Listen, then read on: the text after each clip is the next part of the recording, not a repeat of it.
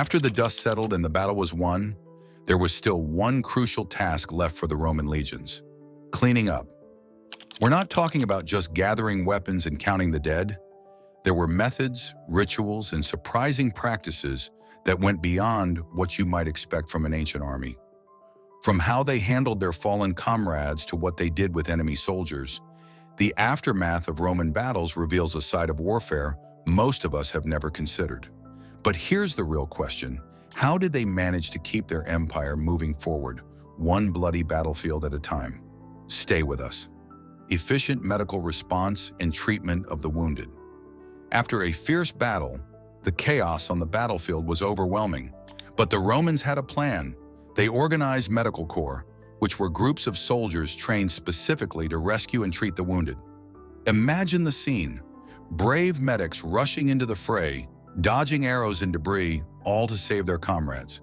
They were not just soldiers, they were the lifeline for the injured. These medics were equipped with a range of medical tools and techniques that were quite advanced for their time. They set up field hospitals known as valetudinaria right on the battlefield. These temporary hospitals were staffed with trained personnel who could perform surgeries, stitch wounds, and even set broken bones. The Roman surgeons were skilled, using tools like scalpels, forceps, and even saws for amputations. It's estimated that around 30% of the soldiers who were treated in these field hospitals survived serious injuries, thanks to this efficient medical response. But it wasn't just about saving lives. It was about preserving the military strength of Rome. Experienced soldiers were crucial for future campaigns. By providing immediate and effective medical care, the Romans ensured that many of their best fighters could return to the battlefield, ready to defend their empire.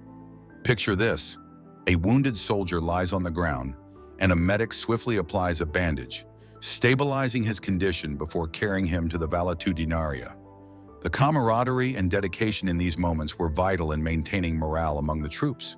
They knew that if they fell, someone would be there to help them, reinforcing their trust in each other and their leaders. Respectful burial practices and psychological morale.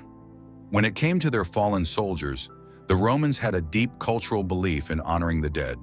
They knew that proper burial rites weren't just rituals.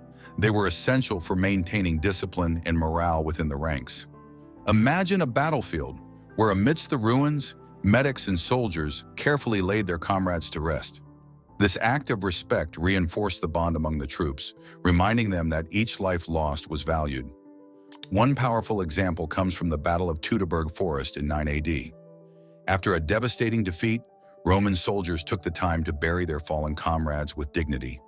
They performed ceremonies, offering prayers and tributes to honor those who had given their lives for Rome. Ancient historian Tacitus noted this commitment, highlighting how, even in loss, the Romans found a way to show respect and solidarity. But why was this so important? Respecting the dead had a significant psychological impact on the living. It built trust in their leaders and the values of the army. Soldiers felt that their sacrifices were acknowledged, creating a sense of purpose and loyalty. As Onasander, a Roman military writer, once stated, "The dead must be honored, for they live on in the memories of those who survive." This mindset helped maintain a strong morale even in tough times. When soldiers saw their leaders organizing respectful burials, it reassured them. They understood that their leaders cared for their well-being, both in life and in death. This trust was vital for maintaining an effective fighting force, ensuring that the troops stood united, ready to face whatever challenges lay ahead. In a world filled with violence, these respectful burial practices set the Romans apart, demonstrating their commitment to honor and humanity amidst the chaos of war.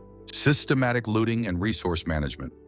After a battle, the chaos of looting could easily spiral out of control, but the Romans had a system.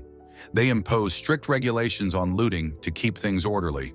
This meant that soldiers knew what they could take and how it would be distributed. Imagine a soldier finding a gold bracelet or a shiny sword, but instead of pocketing it all for himself, he has to report it to his commander. This system ensured fair distribution and prevented chaos among the troops. The benefits of this regulated looting were immense. When soldiers acquired spoils, like weapons, armor, and valuables, it not only boosted their personal wealth, but also strengthened the army's resources. For example, after the conquest of new territories, the Romans would collect armaments and supplies, adding them to their arsenal. It's estimated that successful campaigns could increase a legion's wealth significantly, sometimes by as much as 20%. However, not all looting went smoothly. Take the Battle of Cynocephaly in 197 BC. After the victory, tensions arose among the troops over the spoils. Some soldiers felt they weren't getting their fair share, leading to disagreements and even fights. This highlights the delicate balance the Romans had to maintain. While loot was essential for motivation and reward, it could also create conflict if not managed properly. Visualize the excitement as soldiers sift through the remnants of battle, uncovering treasures while still adhering to regulations. This balance of thrill and order was crucial in maintaining discipline. The Romans knew that while looting could bring wealth, it had to be handled wisely to keep the army united and focused on their next mission. Repairing and recycling military equipment. After the dust settled from a battle, the Romans didn't just walk away from the battlefield, they got to work. Promptly repairing damaged weapons, armor, and siege equipment was crucial for preparing for future fights. Imagine a blacksmith in a Roman camp, hammering away at a battered shield or reforging a broken sword. This quick action ensured that soldiers had the gear they needed to be battle-ready again in no time. One impressive aspect of Roman military strategy was their practice of recycling enemy gear. After defeating foes, the Romans would confiscate any usable equipment. This wasn't just about making do, it allowed them to augment their arsenal significantly. For instance, after a battle, a Roman legion could end up with hundreds of enemy shields and helmets. These captured items served as trophies of victory, symbolizing their triumph and bolstering their pride. But this process required a well-organized system. The Romans were masters of logistics. They set up dedicated teams to manage repairs and redistribute the equipment. Skilled craftsmen worked tirelessly to fix what was damaged, while others sorted through the newly acquired gear to ensure it was ready for use. This efficiency meant that a Roman army could bounce back from losses and maintain its strength. Picture this: before and after visuals of a dented shield transformed into a polished piece of equipment, ready for action. This transformation not only showcased Roman ingenuity, but also demonstrated their commitment to keeping their military forces equipped and effective. Handling prisoners and enemy combatants.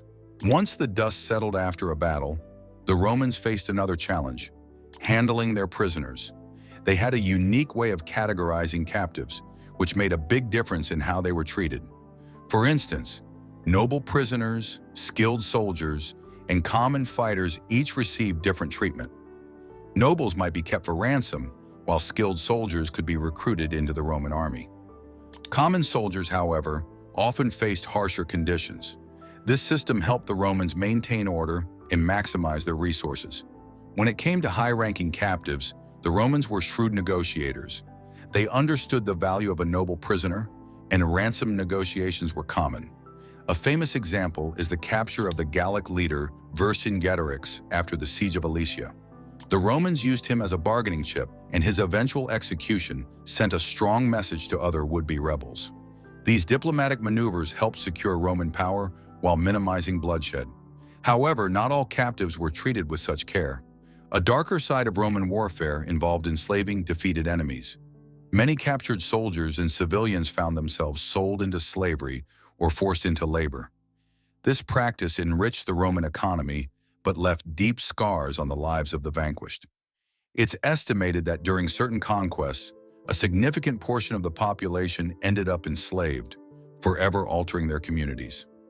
Consider the story of the captured Spartacus, who, instead of remaining a prisoner, became a leader of a massive slave revolt. His fight for freedom showed that even in defeat, the spirit of resistance could burn brightly. These stories remind us that behind every battle, there were human lives affected by the outcomes. The Romans managed their captives with a mix of strategy and ruthlessness, reflecting the complexities of warfare. If you found this glimpse into Roman military practices fascinating, be sure to subscribe to our channel for more amazing stories and insights from history. There's a treasure trove of videos waiting for you.